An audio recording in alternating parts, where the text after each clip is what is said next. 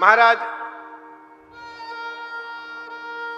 जड़ भरत जी की उपाख्यान में ही जड़ भरत और राजा रहुगण का उपाख्यान आता है। एक छोटे देश का राजा था और महाराज रहुगण एक सिद्ध महापुरुष से कपिल से मिलने जा रहे हैं।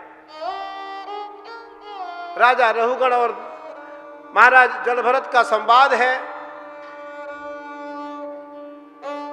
भरत वंशी परंपराओं का वर्णन है, खगोल का वर्णन है, 9 सर्गों का वर्णन है, 9 लोकों का वर्णन है, नरकों का वर्णन है, 14 जो लोक हैं उन लोकों का वर्णन है। 14 लोकों में आप जहां रहते हैं ये मृत लोक है। इसके नीचे भी 7 है और इसके ऊपर भी 7 है। इसके ऊपर क्या है? भूरलोक, भूवरलोक, स्वरलोक, महरलोक, जनलोक, तपलोक और सत्यलोक। 6 लोक तक तो बड़े पाप अधर्म भी होते हैं, लेकिन जो सत्यलोक है, भगवान ब्रह्म विष्णु का जहां लोक है, वहां एकमात्र भी प्राणी ऐसा नहीं मिलेगा आपको जिसके मुख पर असत्यता होगी। सब सच बोलेंगे। गोस्वामी जी लिखते हैं, नहीं असत्य सम पातक पुंजा। सत्य से बड़ा कोई पुण्य नहीं है और असत्य से बड़ा कोई पाप नहीं है। इसलिए विषम परिस्थिति में असत्य बोलो, विषम परिस्थिति में असत्य बोलो। असत्य तब बोलो जब राष्ट्र, गांव, राज्य या परिवार की रक्षा होने की बात आए। स्वयं की रक्षा के लिए कभी झूठ न बोलो। स्वयं की रक्षा के लिए हर समय अभद्र व्यवहार न करो। और इसके ऊपर 7 लोक हैं, फिर नीचे अतल, वितल, सुतल, तलातल, रसातल, महातल और पाताल। ये 7 लोक हैं इसके नीचे।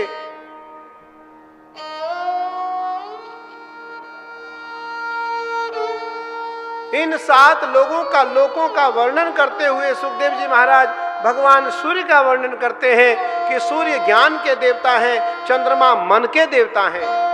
जो सूर्य की उपासना करेगा वो ज्ञानी होगा और जो चंद्रमा की उपासना करेगा उसका मन शीतल होगा। चंद्रमा मनसो जातश्चक्षोः सूर्यो अजायत श्रोत्राद वायुश्च प्राणश्च मुखाद्यग्निरजायत। चंद्रमा मन के देवता हैं। जिसका मन शांत करना हो, जिसको अपना मन शांत करना हो, वो चंद्रमा की उपासना करे, और जिसको दिव्य ज्ञान की आवश्यकता हो वो भगवान सूर्य की उपासना करे। हमने कल कहा था सूर्य का मंत्र, क्या मंत्र था? ओम घृणी। देखो हमारे मुख्य यजमान जी को याद हो गया। छोटा मंत्र है, बीज मंत्र कभी बड़ा नहीं होता। ओम घृणी सूर्य नारायणाय नमः इदम अर्घं दत्तं मम। यदि इस मंत्र से भगवान सूर्य को कोई 12 महीने तक अर्घ देगा तो वो निसंदेह ज्ञानी हो जाएगा, निसंदेह ज्ञानी हो जाएगा। नरकों का वर्णन किया। सारे नरक बड़े कठिन हैं। एक नरक में भी यदि आपको कभी रहना पड़ा, और वैसे देखो आप सभी को तो कभी रहना ही नहीं पड़ेगा, क्योंकि सबसे पहले आप कुंभ आए और कुंभ में आकर आपने भागवत सुना। यही प्रमाण है, यही प्रमाण है कि इस भागवत कथा में यह विशेषता है कि नरकों से ये कैसे निकाल देता है। वैसे जैसे राम नाम रूपी नौका भवसागर से पार कर देता है, राम नाम रूपी नौका भवसागर से पार कर देता है, उसी प्रकार यह जो भागवत रूपी नौका है यह भवसागर से नहीं, यह भवसागर से पार करके ईश्वर की ओर लेकर जाता है। नरकों का वर्णन, क्योंकि नरकों का वर्णन आपको जरूर पता होना चाहिए कि नरक बड़े कठोरदायी है, बड़े कष्टदायी है। और एक एक नरकों में यदि एक एक दिन भी रहना पड़े, ब्रह्मा का एक दिन हमारे एक युग के समान है।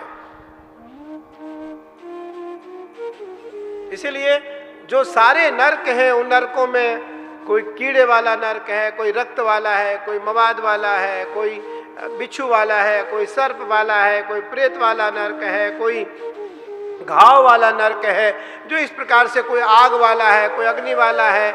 इस प्रकार से जो नरक है उसको रौरव नरक कहते हैं, संस्कृत में उसको रौरव नरक कहते हैं। वो सब के सब रौरव नरक है। उन नरकों में यदि एक दिन भी रहना पड़ा तो हमारे लिए भारी है। इसलिए हम भागवत के प्रति रुचि रखें, भागवत के प्रति हम श्रद्धा रखें, भागवत के प्रति हम निष्ठा रखें, भागवत के प्रति हम विश्वास रखें, जिससे कि नरकों तक हमें न जाना पड़े।